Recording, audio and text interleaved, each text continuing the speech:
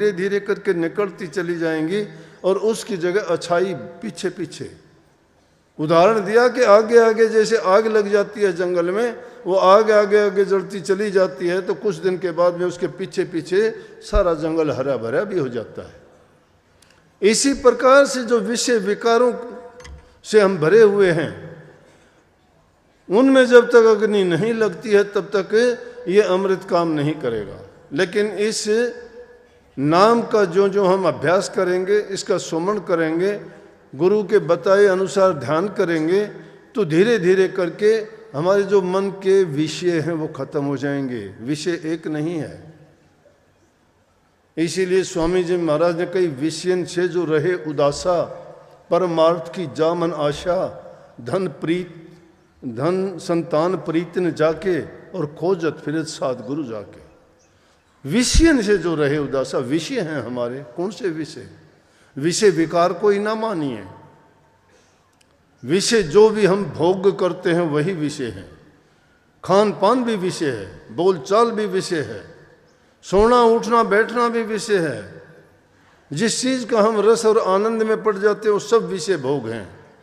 किसी को खाने का, किसी को नशे का, किसी को निंदा का, किसी को चुगली का, ये विषय हैं, ये विकार हैं, ये बुराइयां हैं, ये वो पाप कर्म हैं जो इंसान को डबोते हैं, गिरा देते हैं।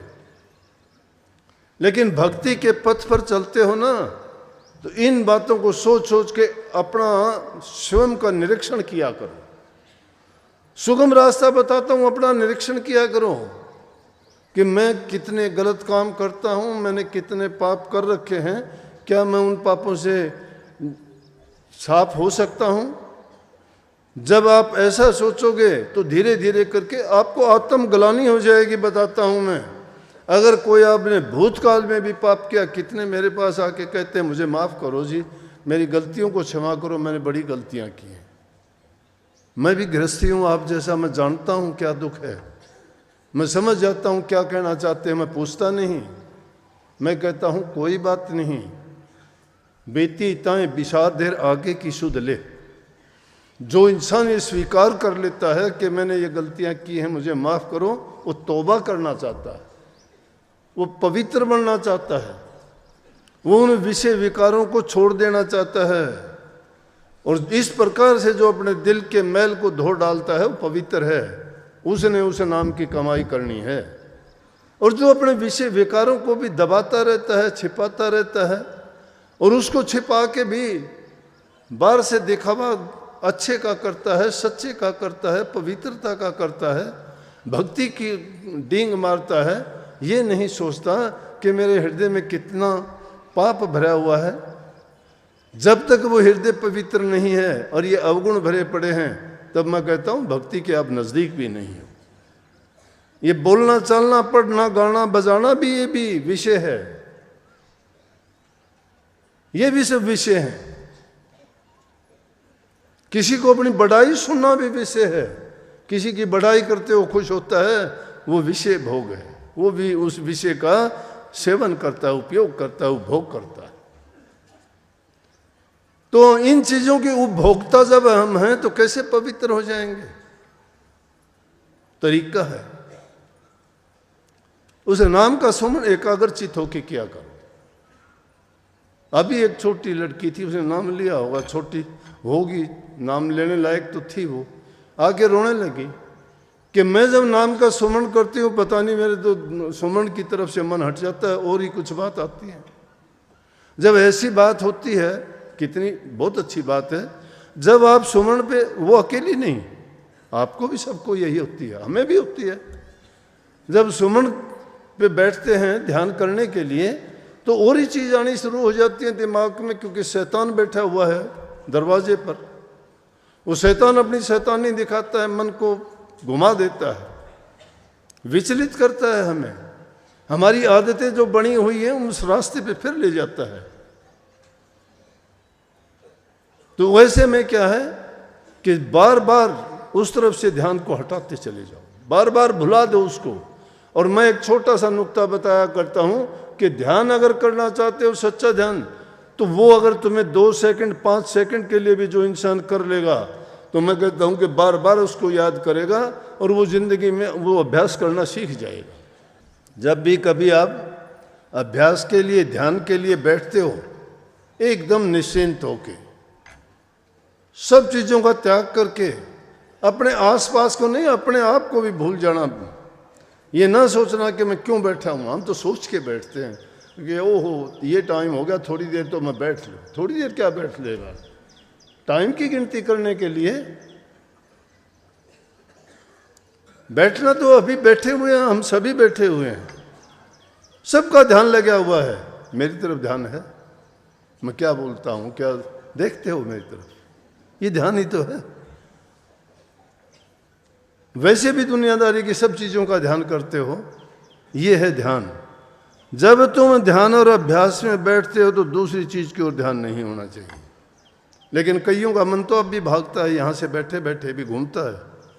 कोई काम छोड़ के आए हो, वहाँ बैठे हुआ मन तुम्हारा क्यों, मैं यहाँ सत्संग में बैठे हूँ, वहाँ पता नहीं क्या होगा।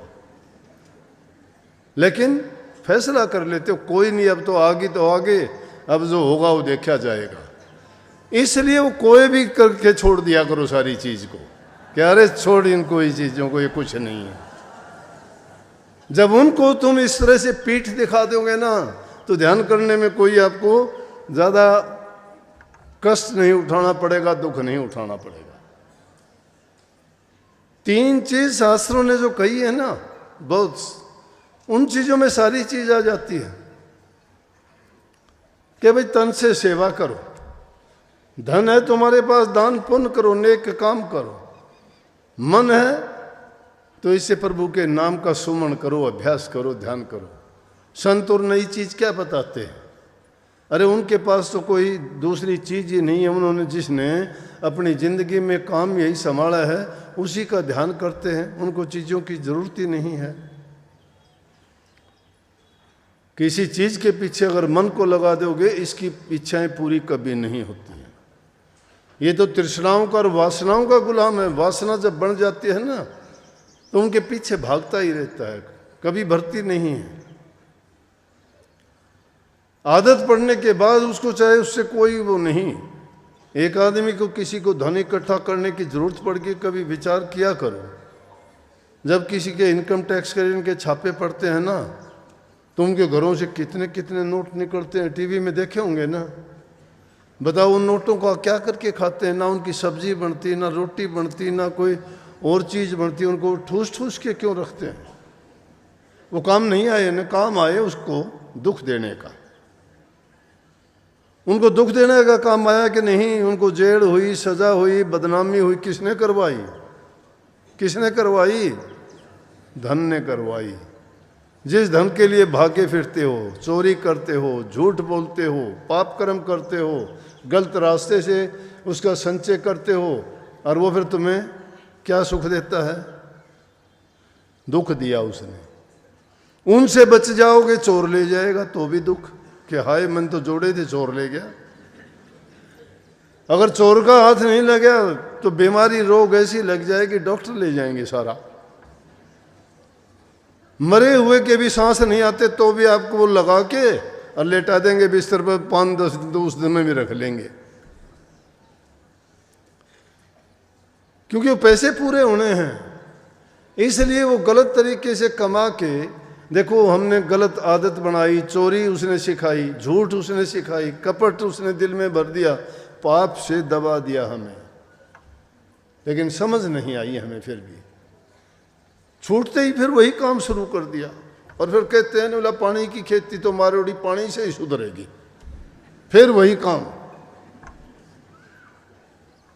गलत तरीके हैं, फिर वही गलत तरीका अपनाना नहीं।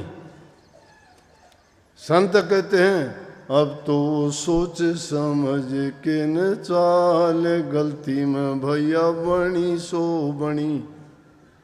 जो गलती में हो गई उसको भूल जाओ, अब सोच समझ के चलो। वो वक्त हमारे पास है सोचने का, समझने का।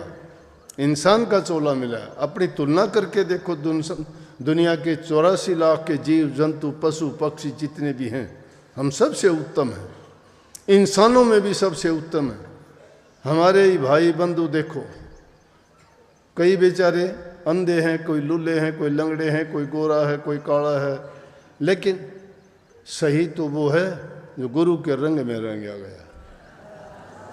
ये रूप, हुस्न, धन, दौलत कोई नहीं देखता, प्रभु हृदय का प्यार देखता है, पवित्रता देखता है, शुद्धता देखता है।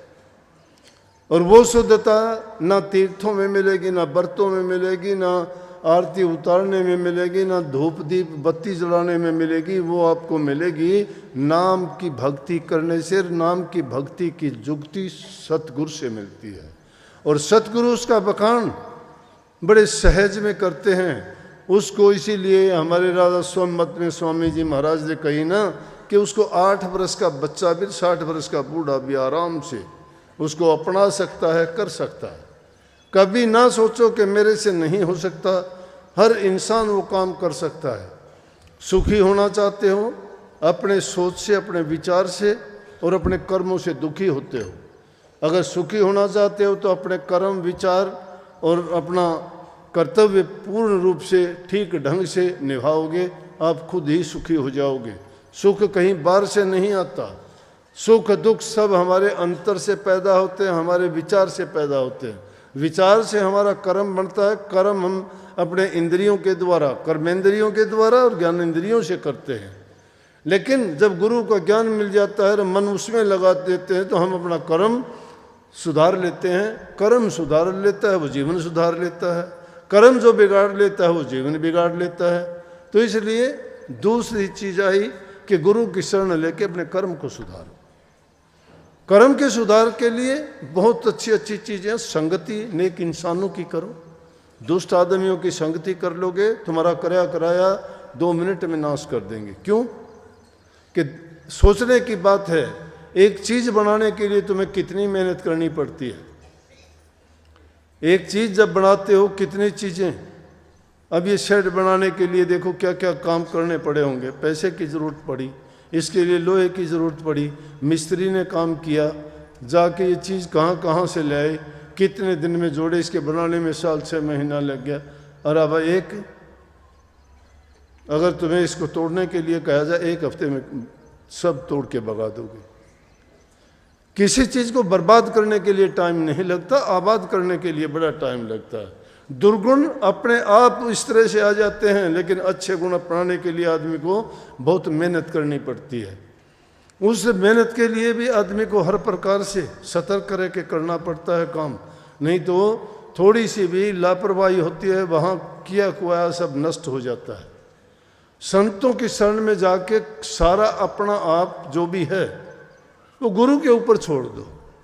गुरु के ऊपर छोड़ देने का ये मतलब नहीं कि रोटी भी छोड़ दी कि गुरु खिलाऊंगा तो खाऊंगा, नहीं। गुरु के ऊपर छोड़ने का मतलब है कि जो भी कोई कार्य करते हो उसमें गुरु की आज्ञा तलाश करो। गुरु ने जो ज्ञान दिया है उसमें कोई हमारे लिए ऐसी बात तो नहीं बताई कि गुरु के बताए हुए काम के विरुद्ध हम काम करते हैं या वो निषेध कर्म करते हैं जिसको गुरु ने कहा कि ऐसा ना करो। अगर ऐसा कर्म करते हैं तो इसका मतलब हमने गुरु की बात नहीं मानी। क्योंकि अपना मन जब तक गुरु के मन के अधीन नहीं करोगे तब तक तो ये दुख यूं ही भोगने पड़ेंगे। तब तक ना कोई भजन बनेगा, न सुमन बनेगा, ना कोई अभ्यास बनेगा। गुरु की शरण में जब गए हो तो अपना तन मन धन हर प्रकार से गुरु के समर्पित हो जाओ। और समर्पित होने का मतलब होता है कि आदमी अपनी मन से कोई काम ना करे, अपनी इच्छा से कोई काम ना करे, हर चीज़ में गुरु की मौज और तलाश करे। अब कई बार देखा जाता है सत्संगी गलत तो काम कर देते और कहते गुरु की मौज है। अरे गुरु की मौज कहाँ हुई? दोस्ती ये मौज तेरी है, तू करता खुद है, नाम गुरु का लगाता है। गुरु कहता है कि गलत कर कोई, बोला ना गुरु की मौज है ये। गुरु की मौज अगर होती तो गुरु तुझे स्पष्ट कहता। या कई आके कहते हैं कि जी सपने में आप आए थे और आपने कई टकराते हैं से आपने मुझे ये कार वो कहा, मैं बोला मैं ये बैठा, मैंने तो कहा नहीं। सुपनालन ने कहा तो मान ले उसका कौन था, मैं था भी नहीं। ये बात है, ये बहानेबाजी क्यों लगाते हो? साक्षात जो तुम्हारे सामने बैठा है और वो तुम्हें बात बताता है उसको तो इग्नोर करते हो, उसकी ओर तो ध्यान ही नहीं करते। उससे तो खुद ही आप चतुर बन जाते हो कि मैं बहुत बुद्धिमान हूँ, इसको कहाँ पता है, ये तो यूँ ही बस कह देता है, लेकिन असली बात तो मैं जानता हूँ ना। यहाँ जब आता है तो जीव में अहंकार आ जाता है। अहंकार इंसान को गिरा देता है। क्यों गिरा देता है? वो भी एक वासना है, वो भी एक विषय है, वो एक विकार है। विकार रहित तो होगे ना, उसके लिए आपको अपनी जांच करनी पड़ेगी। इसलिए नाम का जब सुमरण करते चले जाओगे तो उससे जब जो जो अपने हृदय के दर्पण पर लगी हुई धूल उतरती चली जाएगी तो उसमें सच्चाई आपको स्पष्ट नजर आने लगेगी। और जब जो धीरे धीरे अभ्यास करना शुरू कर देगा, मैं कहता हूँ उसके पाप कर्म भी अपने आप ढीले पड़ जाएंगे। जिसने ऐसा करता है उसके जब ये कर्म ढीले जब पड़ने शुरू हो जाते हैं तो सोच लो कि अभ्यासी है। जो अभ्यासी होगा उसको अपने आप ज्ञान भी हो जाता है। ये मामूली चीजें हैं। तुम सपने की बात जिसको बताते हो, जिनको सिद्धि शक्तियां कहते हो, ये कोई कुछ भी चीज नहीं है। ये तो इतनी सहज चीज है, तुम देख के हैरान होते, बाजीगर का खेल है ये तो कुछ ही दिन में आ जाएगा। तुम्हें जिस चीज की सिद्धि करोगे वो सिद्धि तुम में आ जाएगी। बता दूंगा तरीका मैं। दूसरे के मन को भी पढ़ लोगे कि क्या चाहता है, क्या करना चाहता है, ये कैसा इंसान, जान लोगे, सहज बात है। लेकिन अपने बारे में जानने का प्रयास पहले करो। जो इंसान अपने आप को टटोल लेता है, अपने आप को जान लेता है ना, वो खुदा को जान लेता है। जो अपने आप को नहीं जाना, खुदा को क्या खाक जानेगा। चंद दिन का जीना है, जीवन बहुत छोटा है। ये मत सोचो, कोई भरोसा नहीं है इस जीवन का। लेकिन जब तक हैं हम, जब तक सांस तब तक आस। और सीधी बात यह है कि परमात्मा को पाने में कोई कठिन बात भी नहीं है। दुनियादारी की तरफ से मन को हटा के एकदम प्रभु की तरफ मन को जोड़ दीजिए। सारी व्याधि, सब बीमारी, सब तकलीफ, सब परेशानियां सब दूर हो जाएंगी। क्यों? वो परेशानियां हमने अपना रखी हैं, उनसे हम खुद चिपटे हुए हैं। उन्होंने हमें नहीं पकड़ा है, हमने अपने आप लगाई है। वो बंधन पे बंधन लगा लिए हमने। सोचते हैं हम ही करता धरता हरता हम हैं। हमने ये मकान बनाना है, हमने बच्चों की शादी करनी है। अरे सब के सब धरे रह जाते, तुम चले जाते हो, बच्चे की शादी नहीं हो, मकान भी नहीं बना, तुम्हारा वो काम भी नहीं हुआ, जो जो सोचे सब छोड़ के क्यों चले गए? तो अपनी चेती होत नहीं, प्रभु चेती तत्काल बलि चाहो, आकाश खोर पर भी उठायो पता। हमारी चेती नहीं होती, जो मालिक चेतता है वो होती है। तो मालिक से यारी कर लो ना, उसी से यारी कर लो, हमें कुछ करने की जरूरत ही नहीं पड़ेगी। और वो उस